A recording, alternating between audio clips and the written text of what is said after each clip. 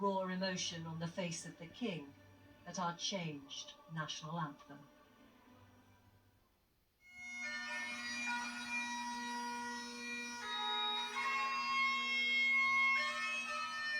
And this was how the late Queen wanted it to end, her piper turning and walking away as the sound of his lament faded over the abbey.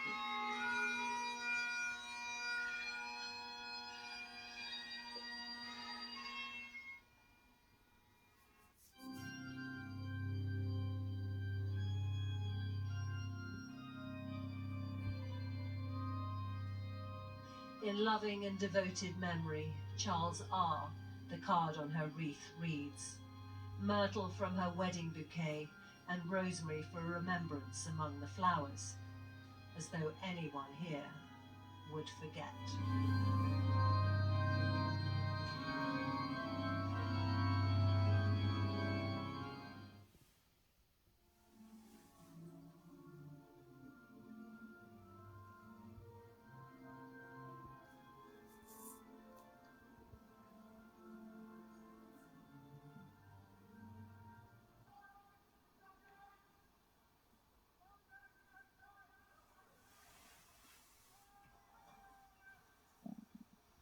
Under the eyes of the Queen's family, almost every world leader from across the globe, and British Prime Ministers past and present,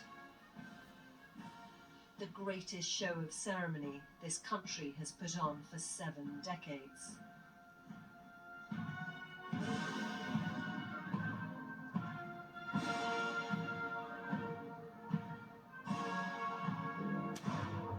Past the cenotaph, flags lowered, and a royal salute.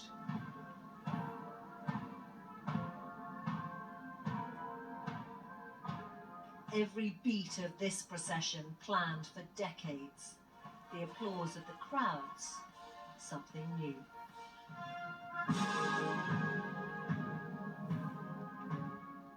Past Buckingham Palace, but no homecoming this.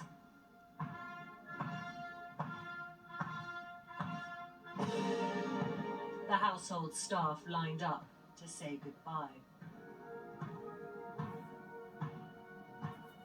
And the Queen's great-grandchildren, solemn in their car.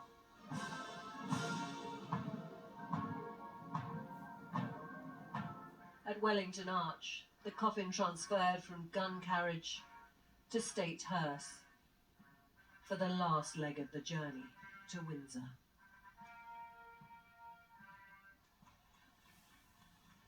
This route designed to allow the greatest numbers to come to say their goodbyes.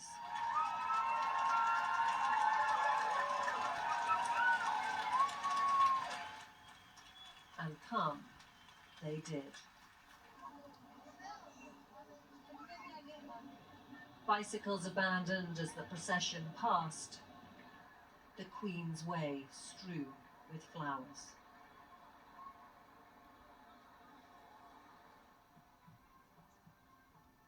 In Windsor's great park, so beloved of the Queen and the Duke of Edinburgh, the procession reassembled. A long walk of pageantry, not just fit for a queen, fit for this Queen.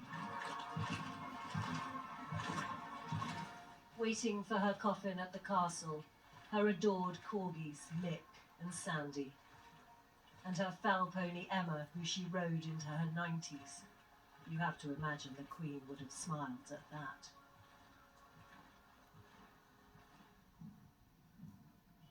In through the gates of Windsor Castle, and on to St George's Chapel, where the Queen last year mourned her husband, sitting alone.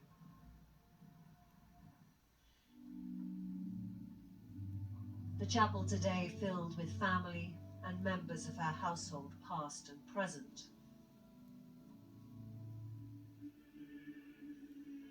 Memories of the late Duke threaded through the music. This Kentuckian of the departed was played at his funeral, too.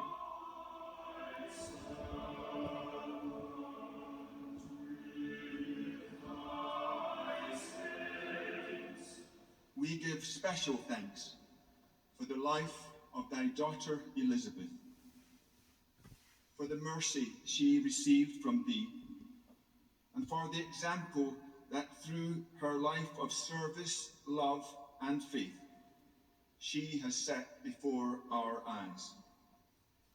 The orb and sceptre removed from the coffin and placed on the altar, the sovereign's power symbolically relinquished. Without the imperial state crown, the coffin looking suddenly bare. The breaking of the Lord Chamberlain's wand, the end of his service to the Queen. At this, the end of her service to us. It hath pleased Almighty God to take out of this transitory life unto his divine mercy the late, most high, most mighty, and most excellent monarch, Elizabeth II, by the grace of God, of the United Kingdom of Great Britain and all Northern Ireland, and of her other realms and territories, Queen. The Queen's coffin lowered into the royal vault to be reunited with her late husband.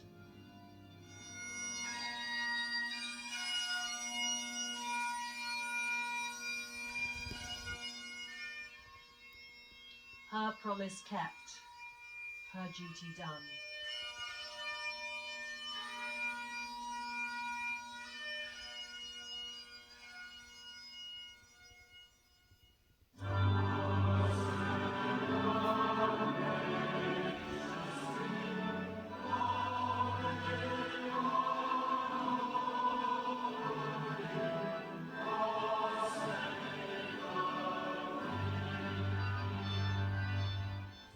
The burden of kingship now falling on her grieving son.